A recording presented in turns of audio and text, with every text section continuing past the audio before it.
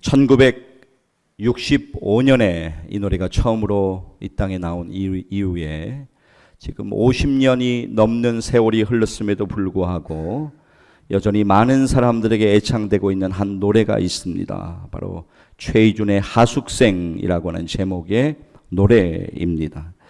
지금도 많은 사람이 그 노래를 잊지 않고 있는 한 가지의 이유가 있다면 저는 그 노래가 우리에게 주는 가사의 의미라고 생각이 되어집니다. 최희준의 하숙생은 이렇게 시작하고 있습니다. 인생은 나그네 길, 어디서 왔다가 어디로 가는가? 구름이 흘러가듯 떠돌다 가는 길에 정일랑 두지 말자, 미련일랑 두지 말자. 인생은 나그네 길, 구름이 흘러가듯 정처 없이 흘러서 간다. 8월 24일 지난 금요일이었죠. 최희준 씨는 향년 82세의 일기로 나그네 인생을 마감하고 떠났습니다. 나그네라고 하는 단어, 이 단어를 국어사전에 찾아보니까 이러한 뜻을 가지고 있더라고요. 자기 집을 떠나 낯선 곳에서 묵으면서 꽤 먼 길을 가거나 이곳저곳을 방랑하는 사람, 이렇게 되어 있더라고요. 사랑하는 여러분, 우리는 이 땅에서 나그네 인생을 살아가고 있습니다. 우리는 나그네 길을 걷고 있는 것이 분명합니다. 우리는 하늘나라, 우리가 사모하는 본향을 향해 나아가고 있는 순례자들이 맞습니다. 오늘 우리가 사는 이 땅이 그러나 우리의 최종 목적지가 아니다라고 하는 것을 우리는 날마다 기억할 필요가 있습니다. 오늘 우리의 본문에서 등장하는 야곱도 그의 인생이 정말로 나그네 길이었다고 그렇게 이야기하는 장면이 나옵니다. 창세기 47장 9절 말씀 제가 여러분에게 읽어드리겠습니다. 야곱이 바로에게 아뢰되 내 나그네 길의 세월이 130년이니이다. 내 나이가 얼마 못되니 우리 조상의 나그네 길의 연조에 미치지 못하나 험악한 세월을 보내었나이다 하고, 이러한 고백을 할 당시에 야곱의 나이는 130세였습니다. 그는 147세에 하나님의 부르심을 받고 이 땅에서의 나그네 인생을 마감하고 하나님 품으로 돌아갑니다. 여러분, 야곱의 나그네 인생은 그렇게 순탄하지 않았음을 우리는 성경을 통해서 알 수가 있습니다. 오늘 본문에서도 그의 여정은 순탄치 않습니다. 그는 오늘 부엘세바를 떠나서 하란으로 향하고 있습니다. 기분 좋은 여행이 아닙니다. 그는 지금 쫓기듯이 발걸음을 재촉하여 한 걸음 한 걸음 걷고 있습니다. 형 에서의 장자권을 가로챘던 야곱, 그는 장자의 축복마저 가로채버렸습니다. 형 에서가 그를 죽이기로 작정한 가운데 형 에서의 분노를 피해서 그는 도망칠 수밖에 없었습니다. 살기 위해 그는 친척집으로 향하고 있었던 것입니다. 오늘 우리의 본문 조금 앞쪽에 있는 창세기 27장 41절로부터 44절을 보시면 지금의 상황이 여러분 더 이해가 되실 것입니다. 자, 제가 27장 41절 여러분에게 읽어드립니다. 그의 아버지가 야곱에게 축복한 그 축복으로 말미암아 에서가 야곱을 미워하여 심중에 이르기를 아버지가 곡할 때가 가까웠은즉 내가 내 아우 야곱을 죽이리라 하였더니, 42절 맏아들 에서의 이 말이 리브가에게 들리매 이에 사람을 보내어 작은 아들 야곱을 불러 그에게 이르되 내 형 에서가 너를 죽여 그 한을 풀려하니 내 아들아 내 말을 따라 일어나 하란으로 가서 내 오라버니 라반 에게로 피신하여 내 형의 노가 풀리기까지 몇 날 동안 그와 함께 거주하라. 야곱을 편애하였던 어머니 리브가의 사랑을 독차지했던, 참으로 그 사랑을 많이 받았던 야곱, 오늘 그의 곁에는 그를 그렇게도 사랑하는 어머니가 없습니다. 홀로 외롭고 피곤한 발걸음을 한 걸음 한 걸음 내딛고 있는 것이 바로 오늘 우리의 본문 내용입니다. 그러다 가는 길에 어느 곳에 이르렀는데 날이 저물어 해가 지고 있었습니다. 거기서 하룻밤을 지내고 눈을 붙이고 이제 쉼을 누리고 다음 길을 가기 위해서 길에 있는 돌 하나를 주워다가 그것을 베개로 삼아 누웠는데 피곤해진 몸은 이내 잠이 들고 말았습니다. 오늘 우리의 본문 창세기 28장 10절과 11절 말씀 우리 이어서 화면 보시면서 함께 읽습니다. 야곱이 부알세바에서 떠나 하란으로 향하여 가더니 한 곳에 이르러는 해가 진지라 거기서 유숙하려고 그곳에 한 돌을 가져다가 베개로 삼고 거기 누워 자더니 그 밤 맞선 땅에서 돌로 베개를 삼아 잠들어야만 했던 그의 상황을 여러분 한번 상상해 보십시오. 참으로 소망을 느낄 수 없는 밤이었을 거예요. 절망이 가득한 밤이었을 것입니다. 참으로 춥고 외로운 밤이었을 것입니다. 불편한 돌을 베개로 삼아서 그 돌에 머리를 기대고 잠을 청해야만 했던 어두운 밤. 우리의 인생 가운데에도 이러한 소망 없는 절망 가득한 어두운 밤의 시간을 우리는 경험하며 살고 있지 않습니까? 치열한 삶의 현장에서 지쳐가는 나의 모습을 스스로 바라볼 때, 내 뜻으로 이루어지지 않는 인생의 여러 일들을 경험하며 그 일 때문에 근심하며 신음할 때, 어떻게든 잘해보려고 애쓰지만 결과가 기대와 점점 멀어져 갈 때, 언제 끝날지 모르는 고통의 터널을 지나며 한숨 지으며 하얀 밤을 지새울 때, 우리는 야곱이 그랬던 것처럼 절망 가득한 어둠의 밤을 우리의 인생의 나그네 길 가운데서 우리도 여전히 경험하며 살고 있습니다.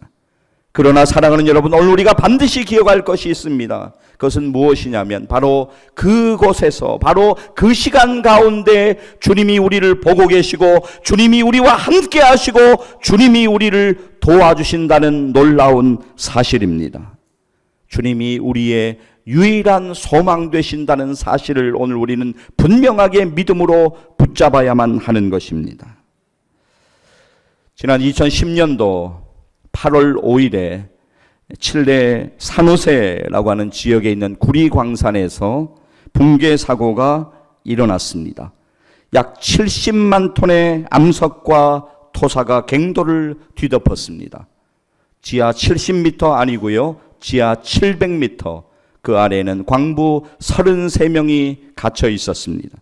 당시에 전문가들은 그들이 살아날 확률을 2% 정도 되면 그것도 많이 되는 것이라고 그렇게 예상했습니다. 그러나 69일이 지난 10월 3일 그들은 절망의 사선을 넘어 전원 무사히 돌아왔습니다.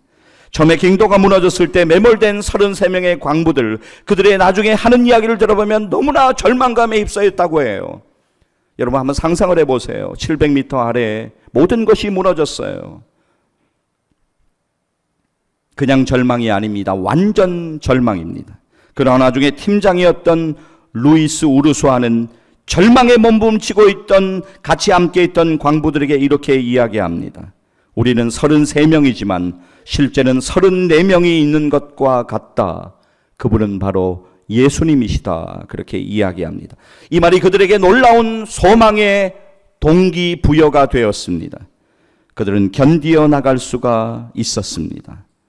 오늘 여러분의 인생에는 누가 함께하고 계십니까? 오늘 우리의 인생에 과연 누가 함께하고 계신가라고 하는 문제는 참으로 중요한 문제입니다. 야곱의 인생 가운데, 그의 험악한 나그네 길 가운데 오늘 밤은 결코 잊을 수 없는 밤이었을 거예요.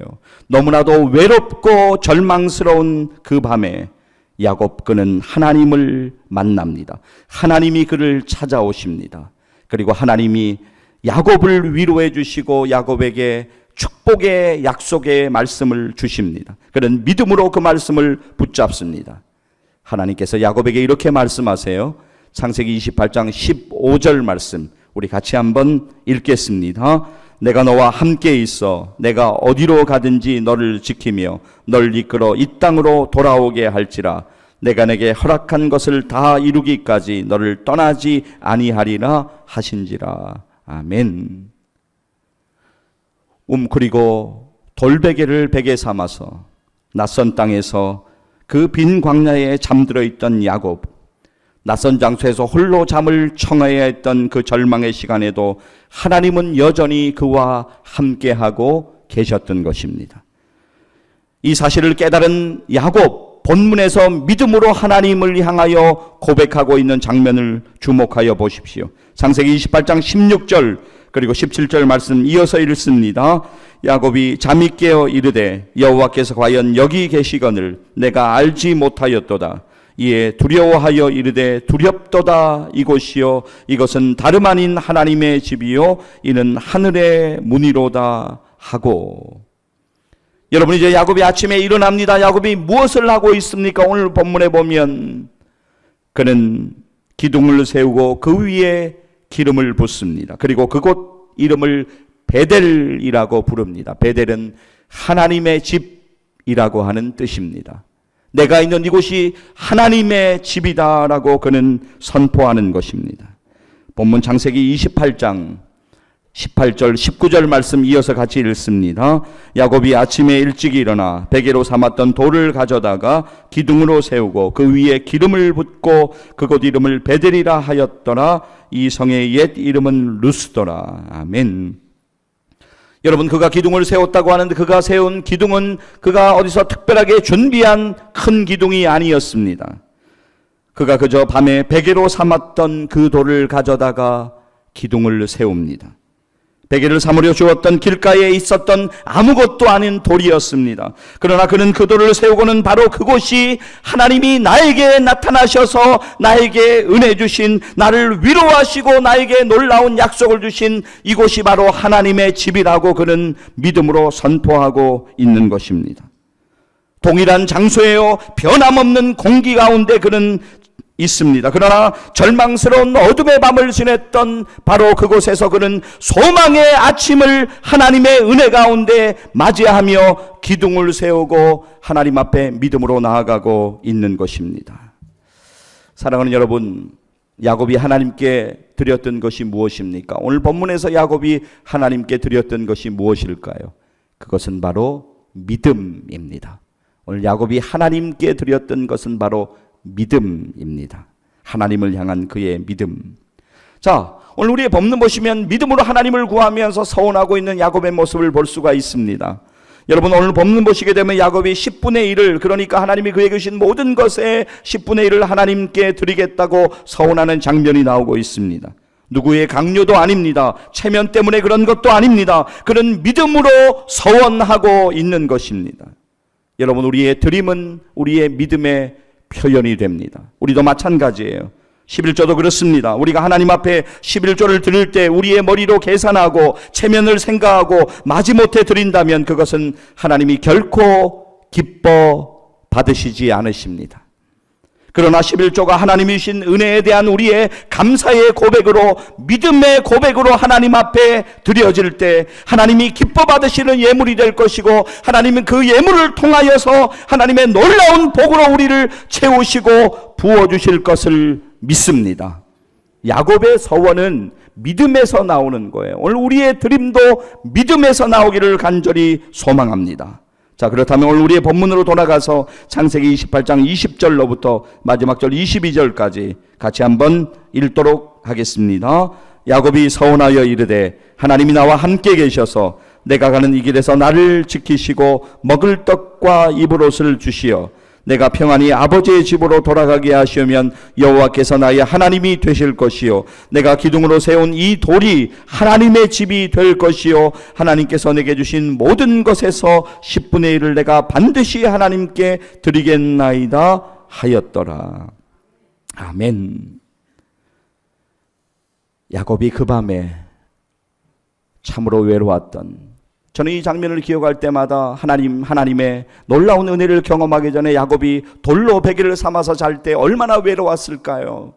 어릴 적부터 어머니 리브가의 사랑을, 그 편애적인 사랑을 독차지하면서 너무나도 사랑받았던 그가 이제는 도망자가 되어서 삼촌의 외삼촌의 집으로 향하고 있는 가운데 그 밤은 참으로 외로운 밤이었습니다. 그러나 그 밤 가운데 하나님께서 그를 만져주셨어요. 하나님께서 그를 만나주셨습니다. 사랑하는 여러분, 우리도 인생의 어두운 밤에, 인생의 외로운 밤에 하나님을 경험하기를 주님의 이름으로 간절히 축복합니다. 하나님을 경험하는 것이 우리의 소망이에요. 거기에서부터 우리는 다시 일어날 수가 있는 것입니다. 주가 일하시네 라고 하는 제목의 찬양이 있습니다. 찬양의 일부 가사를 제가 좀 읽어드리기를 원합니다.